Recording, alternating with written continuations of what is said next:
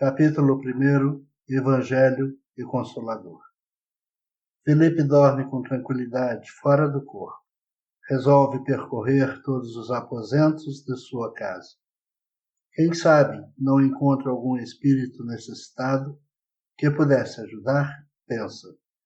Vê um vulto ao lado da cama de sua mãe. Aproxima-se.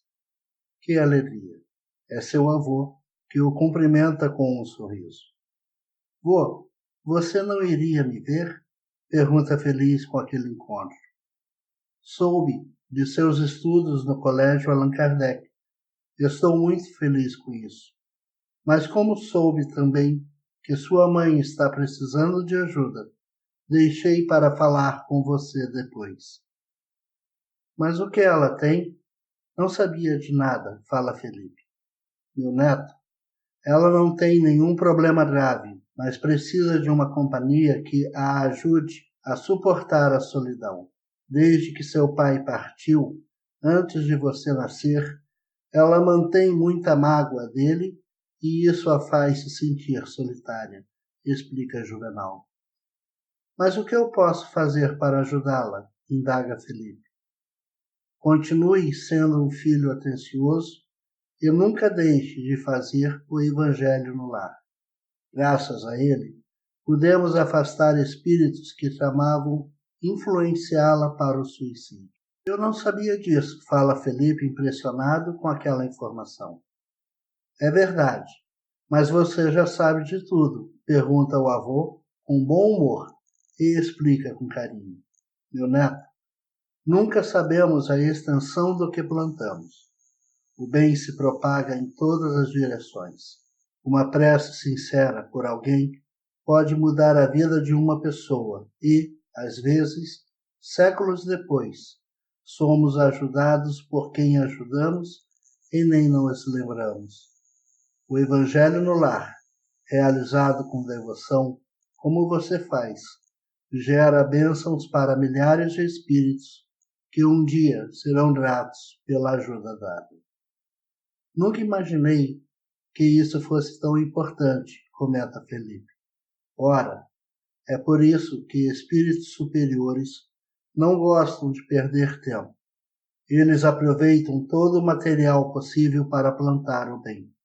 Pensam no futuro deles e da humanidade. Cada ato de bondade sincera se multiplica, não é? Que interessante, exclama Felipe. Agora vá. Eurípides é sempre pontual. Você conhece Eurípides? Indaga Felipe. Quem não o conhece, fala com respeito e orienta. Estude com ele e aproveita o tempo. Ele é o exemplo elevadíssimo.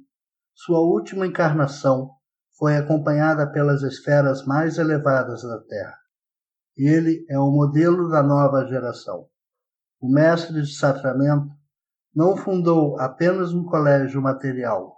Ele instituiu a referência real do médium e do intelectual espírita.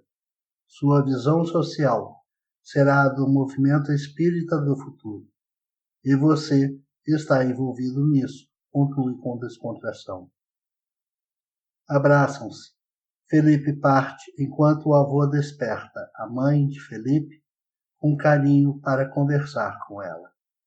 O curso sobre o Espiritismo será no primeiro andar, o que para Rivalina, Etlésio, Astro Brito e Romildo é um grande desafio.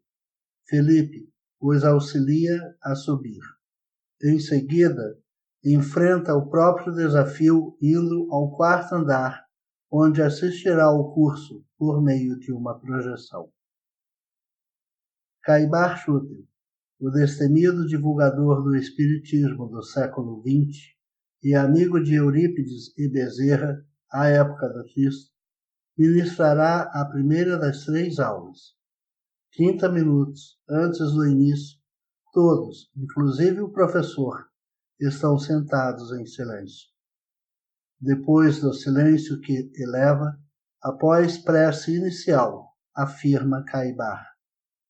A distorção da mediunidade é um dos mais graves problemas da história humana.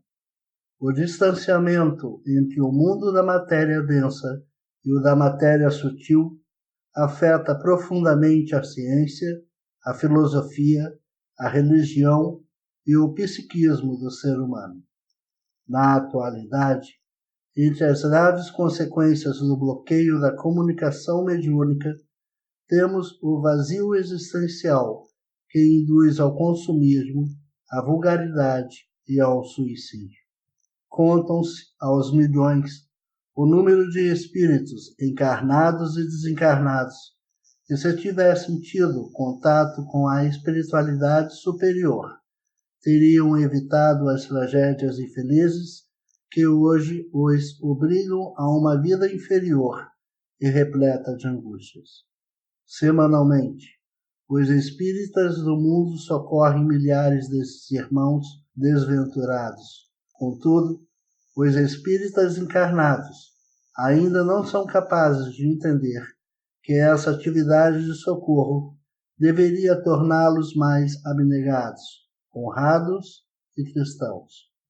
O professor faz silêncio, olha a todos nos olhos e afirma: por isso, esse curso é direcionado a vocês, os espíritas fracassados que tiveram a coragem de assumir novas responsabilidades e sabem que têm, neste momento, a última chance na Terra.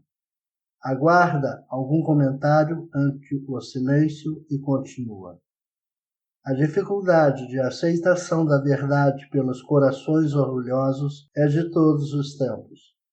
O próprio Cristo teve de lidar com espíritos que carregavam esse tipo de revolta íntima quando esteve encarnado. Porém, sempre existiram aqueles que entenderam e viveram a mensagem da libertação espiritual.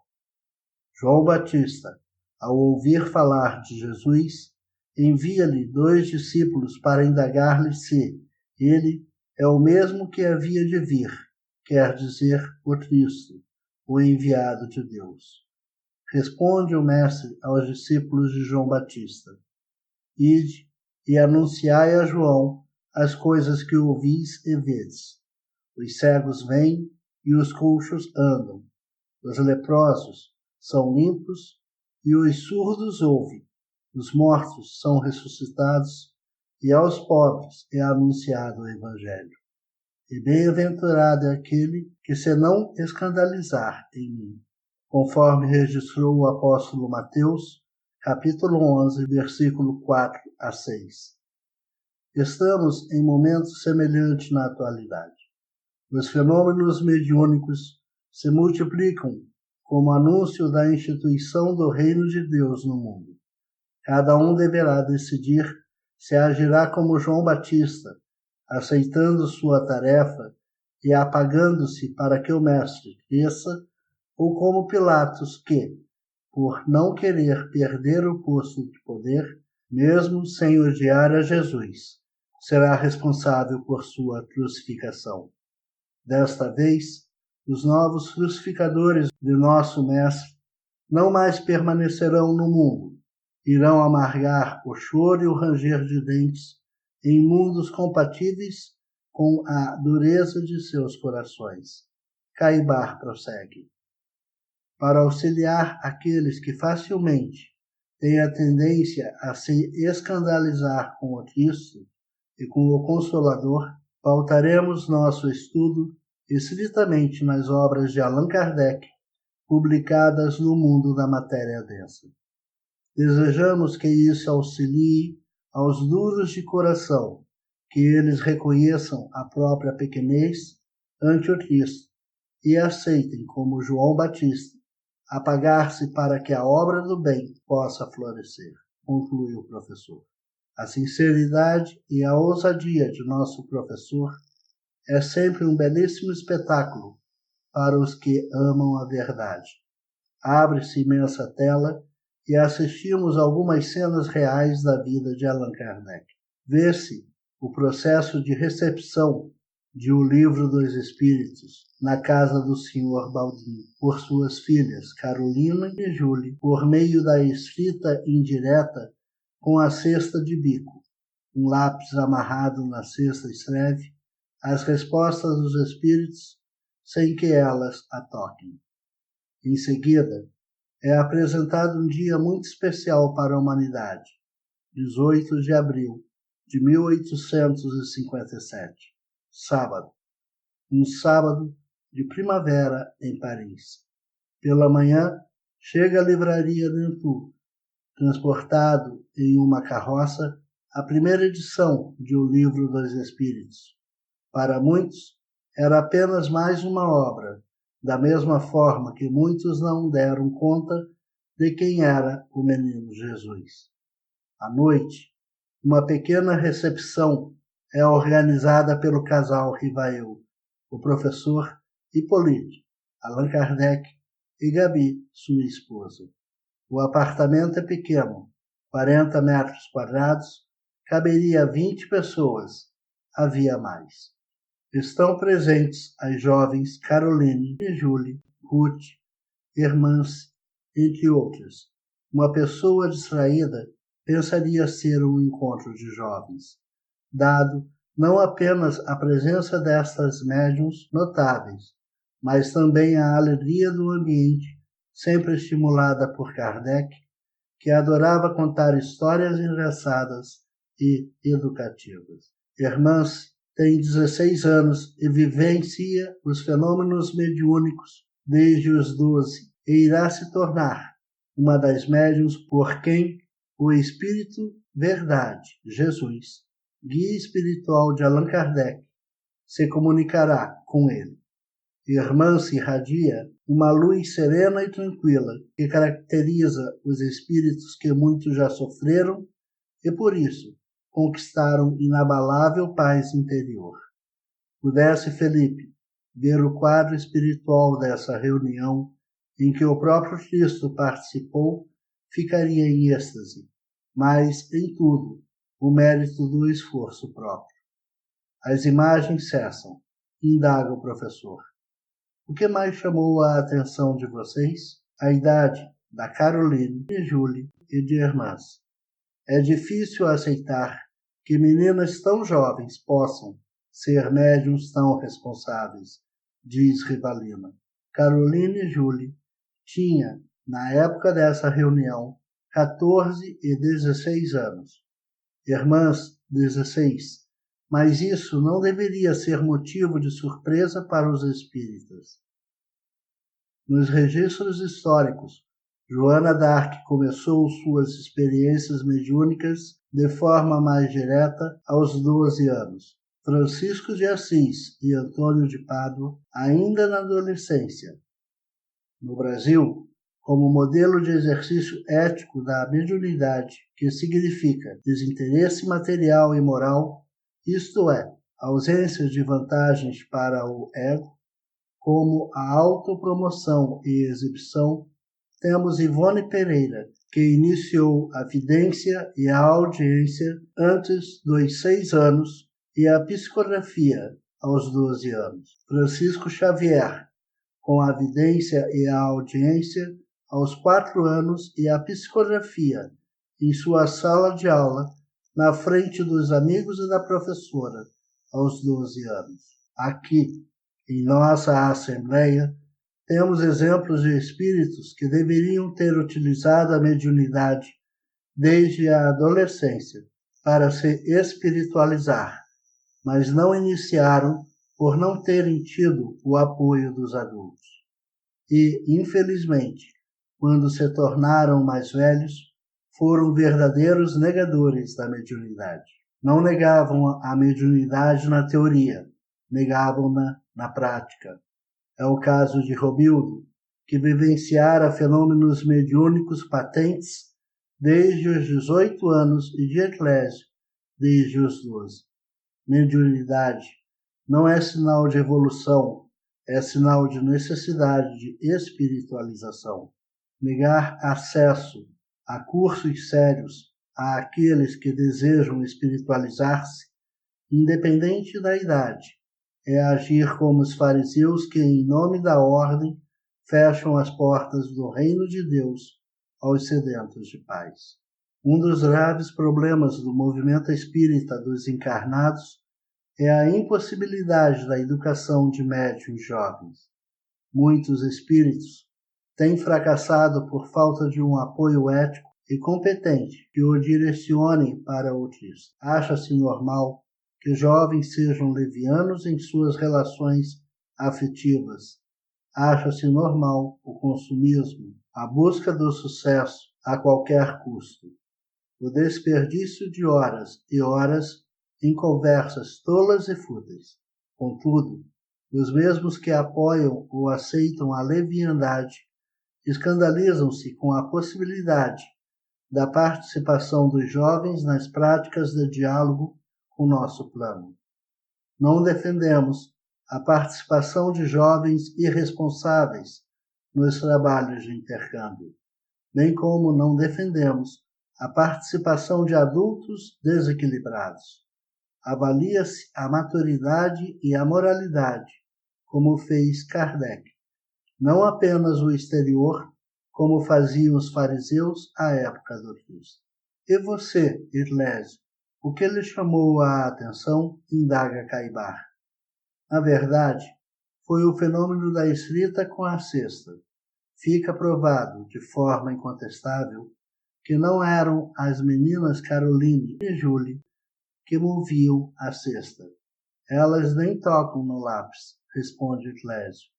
Se esse fenômeno é tão interessante, se é mais uma prova da comunicabilidade, por que foi esquecido pelo movimento espírita encarnado? Indaga o professor. Porque é um fenômeno do passado, arrisca Astro Brito uma resposta. E quem decretou isso? Fenômeno mediúnico agora tem data de validade? Pergunta o professor com ênfase e com bom humor.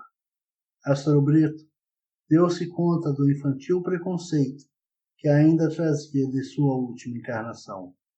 É possível, sim, realizar este fenômeno. Como todo fenômeno mediúnico, para ser assistido pelos bons espíritos, requer um grupo moralizado e objetivo sério.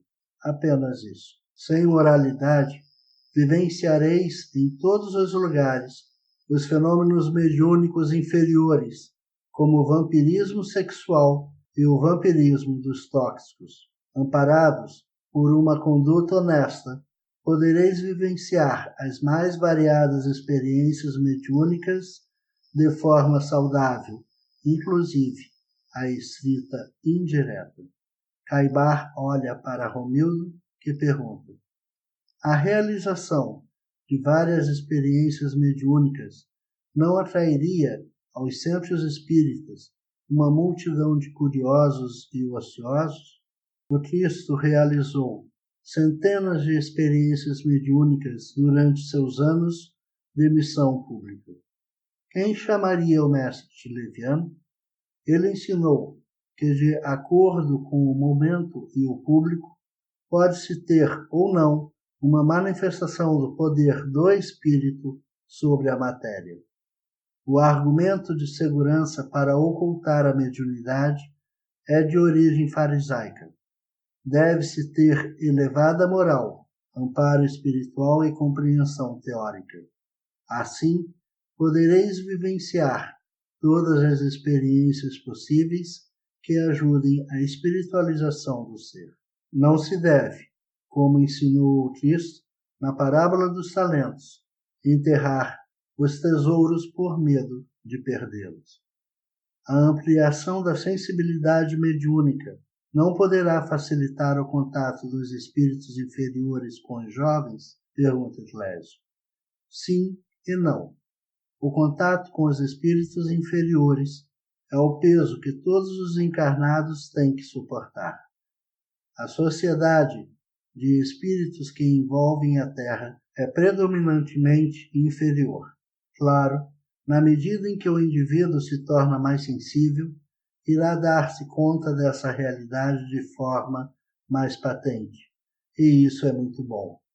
Ter consciência das influências que se recebe, saber evitá-las e, ainda, auxiliar os que mais sofrem é o caminho do verdadeiro cristão. Porém, aqueles que ainda querem viver intensamente sua animalidade, é melhor aguardá-los nas reuniões mediúnicas de socorro, depois das décadas de expiação nas regiões inferiores. Eles poderão ser auxiliados por aqueles que optarem por espiritualizar-se. Por isso, é extremamente valioso o trabalho de Allan Kardec, que resgata do cristianismo a compreensão de que existe uma escala espiritual. Responde: a compreensão da escala espírita, de que as individualidades possuem diferentes níveis evolutivos, não é uma descoberta de Kardec? Essa compreensão existia na época do Cristo? Pergunta Astro Brito. Kardec, de forma genial, entendeu e explicou em detalhes a diferença entre os diferentes níveis de evolução dos espíritos. Porém, alguns indivíduos no passado tinham essa compreensão ou pelo menos uma intuição dessa verdade. Ensina o apóstolo João, que se iniciou na prática mediúnica ainda adolescente, que devemos avaliar a condição evolutiva dos espíritos comunicantes. Vejam o que ensina. Caríssimos, não acrediteis em todos os espíritos, mas provai se os espíritos são de Deus, porque são muitos os falsos profetas que se levantaram no mundo. João, Epístola 1, capítulo 4, versículo 1. Na época, a classificação dos espíritos era menos aprofundada do que a que fez Kardec.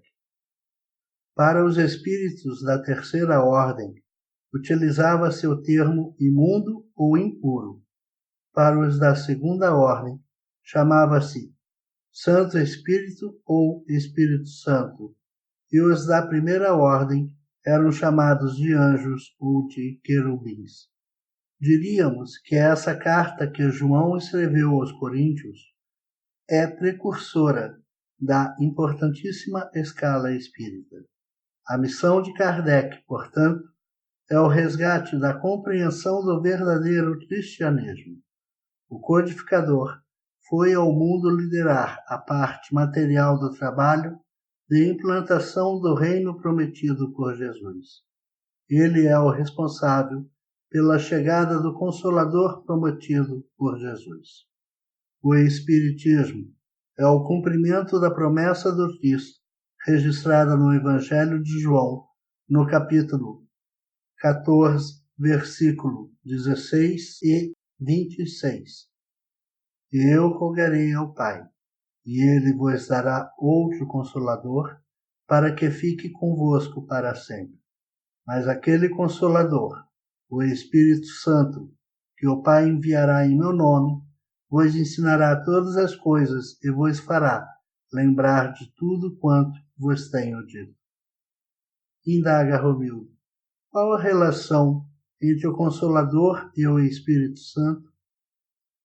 Utilizo-me de um evangelho publicado no mundo. Por isso, é necessário fazer alguns esclarecimentos. Com o tempo, a classificação dos espíritos comunicantes foi sendo alterada, por ignorância de uns, por interesses de outros. O termo Santo Espírito ou Espírito Santo, que é uma das classes de espíritos, é uma classe de espíritos. Quer dizer, são os espíritos sãos, saudáveis, são os bons espíritos. Com o tempo, Espírito Santo passou a ser entendido como uma individualidade que é parte de uma trindade, que é também uma individualidade. São as incríveis complicações teológicas. Não é mais simples entender a verdade que o Espírito Santo significa um espírito elevado? Questiona Caibar. Por que Jesus afirma que o Consolador ficará eternamente conosco? Pergunta Rivalino. Porque uma vez compreendida a função sublime da mediunidade e da vivência cristã, nunca mais o ser humano se permitirá ser dominado pela arrogância ou pelo egoísmo. Ele irá investir todas as suas forças em sua espiritualização e no mundo da espiritualização de seus irmãos. É o passo fundamental na caminhada de conquista do infinito, da paz verdadeira, do amor incondicional. Agindo assim, terá sempre a sintonia com os espíritos elevados e crescerá espiritualmente. O espiritismo, o cristianismo verdadeiro, estará em seu coração para sempre e, por isso, estará sempre em contato com o Cristo e seus representantes. Eu não tinha noção da grandeza da missão de Allan Kardec, comenta Romildo. Nem você, nem a maioria dos espíritas do mundo. Ele foi escolhido por Deus para estar à frente desse processo, não apenas por sua elevada capacidade intelectual, mas, principalmente, por sua elevadíssima moralidade, sua capacidade de amar aos sofredores.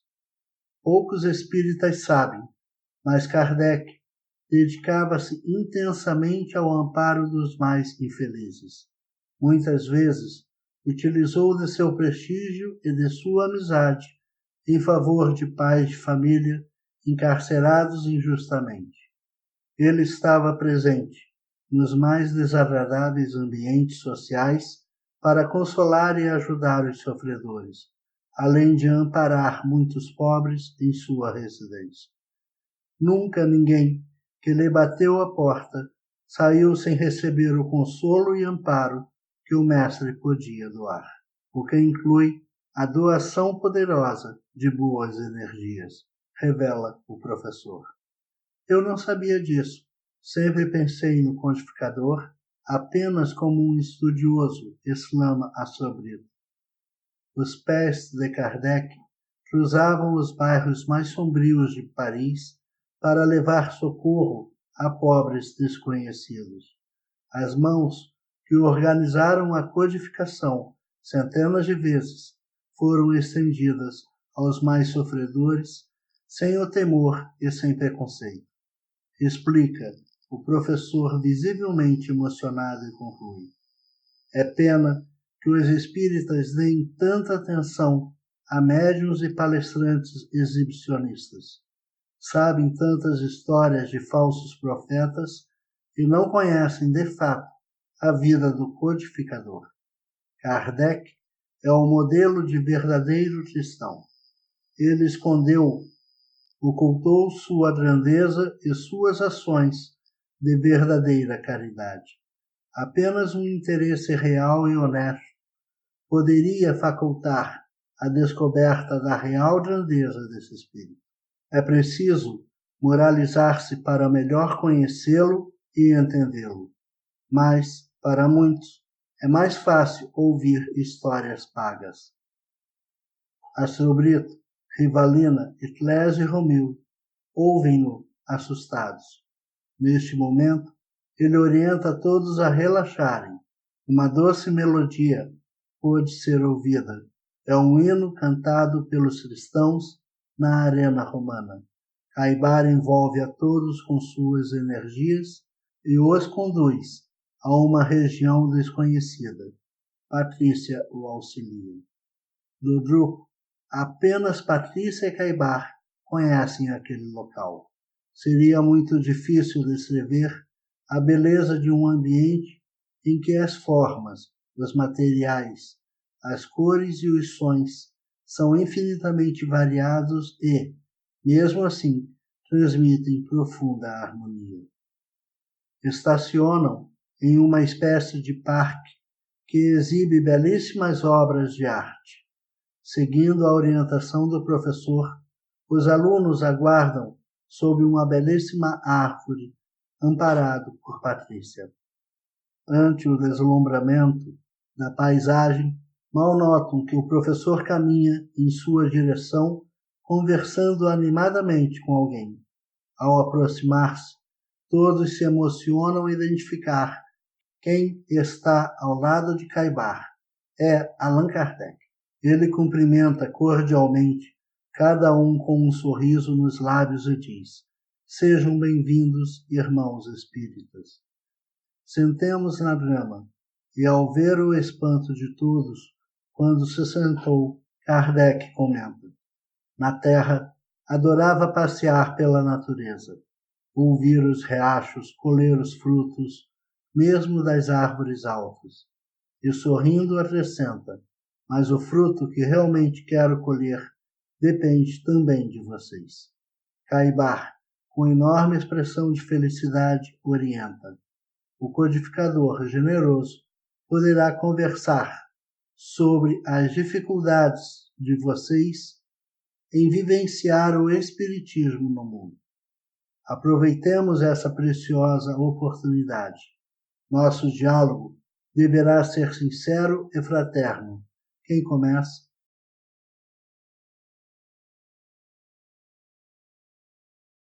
Rivalina Candidatas. Senhor, como posso superar a rejeição que tenho em relação à mediunidade? O codificador olha com carinho e diz: uma das experiências mais comovedoras que vivi na Terra foi a de possibilitar o encontro de uma mãe com o filho desencarnado. O que nos dá verdadeira força moral não são as grandes realizações externas, nem as recompensas no sentido material, e sim as experiências que tocam o coração. Ao sentir toda a emoção daquele reencontro, comprometi-me intimamente a nunca desistir de ensinar a todos como santificar a faculdade mediúnica. Não se pode negar a possibilidade de consolo a quem sofre perda tão dolorosa, quando o próprio Criador nos oferece os meios de consolação. Rivalina, emocionada, agradece, dizendo: Senhor, eu agora sinto o valor da mediunidade. Falarei com Eurípides, se ele permitir. Quero ter como missão receber esse tipo de mensagem no mundo. Kardec sorri satisfeito. Senhor, meu apego ao intelectualismo me faz fracassar tantas vezes. Ajuda-me, diz Astrobrito suplicante. Amigo, responde o codificador, o saber é sempre importante quando alivia a dor e evita maiores sofrimentos, principalmente em relação aos mais necessitados. Os melhores médicos que conheci dedicavam-se gratuitamente aos pobres. Assim é em todos os ramos do saber. As pessoas que devemos buscar para nosso convívio são os que mais sofrem. Não basta apenas teorizar ou participar de um trabalho social dedicando-se 2 ou 3 horas semanais. A decisão de ajudar aos deserdados da sociedade é uma postura a ser vivida a cada minuto. Busca servir na escolha e no exercício de tua profissão, e também antes e depois do trabalho remunerado. Assim, te libertarás do monstro do orgulho que tantas vezes devora nossa paz. Astrobrito, pela primeira vez, entendeu que a caridade não é esmola, nem a prática de um hobby semanal em que se é bonzinho por algumas horas. Kardec olha Astrobrito nos olhos e conclui: tenho certeza que se não tivesse compreendido isso, o Espírito da Verdade não teria me orientado ao longo de toda a existência. É a vez de Romeu. Ele se sente envergonhado ante a simplicidade de Kardec. Mesmo assim, incentivado pelo olhar de Caibar, pergunta: como conseguir ser humilde, Senhor? A humildade é a conquista difícil e de muitos e muitos séculos de trabalho. O mais importante passo é a autenticidade, não a autenticidade agressiva, doente e destruidora, e sim uma autenticidade tranquila, que gera sofrimento para quem reconhece seus defeitos e que não agride ninguém. É doloroso reconhecer as limitações. É uma dor íntima ser autêntico e, às vezes, perde-se em status social, mas se ganha sempre em paz e evolução espiritual.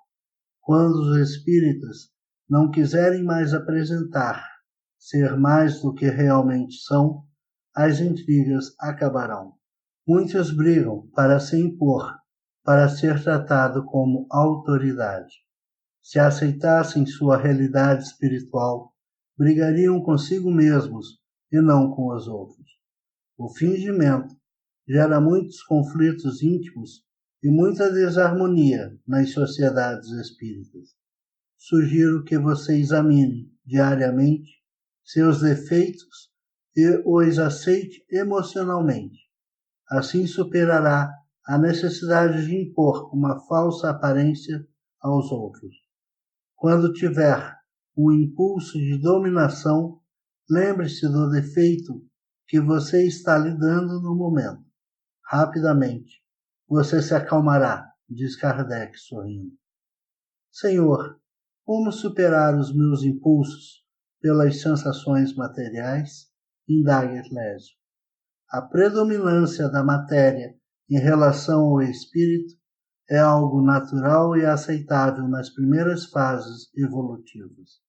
No atual momento evolutivo, não é razoável que isso aconteça. Por isso, deve-se utilizar os poderosos recursos de sublimação disponíveis na doutrina espírita.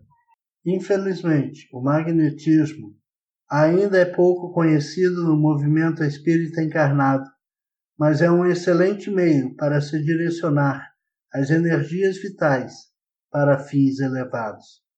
Utilize as faculdades medianímicas curadoras sem interesse material ou de vaidade. Nada cobre e nada aceite. Afaste-se discretamente do glamour e dos holofotes.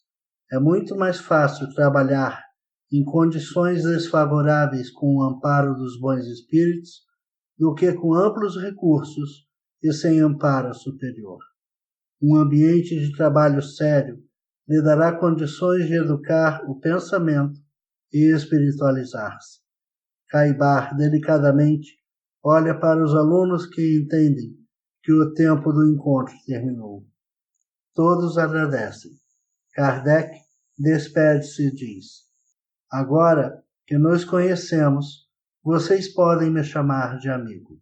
O Cristo conta com cada um de nós na última batalha para a implantação da justiça e do amor no mundo. É um trabalho longuíssimo que está em fase de conclusão.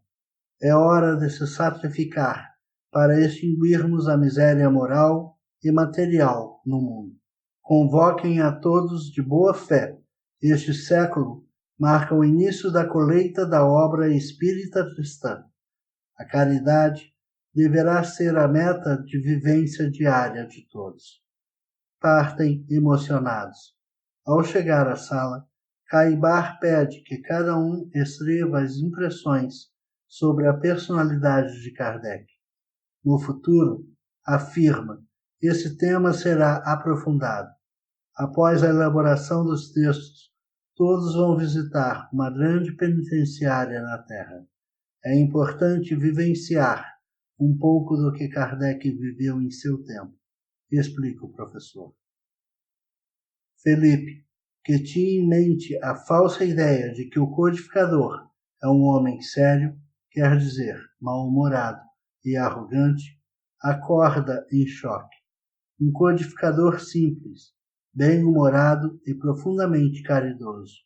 Eu conheci Allan Kardec. Pensa e agradece a Deus pelo encontro que acompanhou. Agora Felipe conseguiu entender o que significa verdadeira seriedade. Depois de ter participado do estudo do caso de Atilde e acompanhado a conversa de Allan Kardec com o grupo de recuperação, às vezes demoramos em entender o óbvio.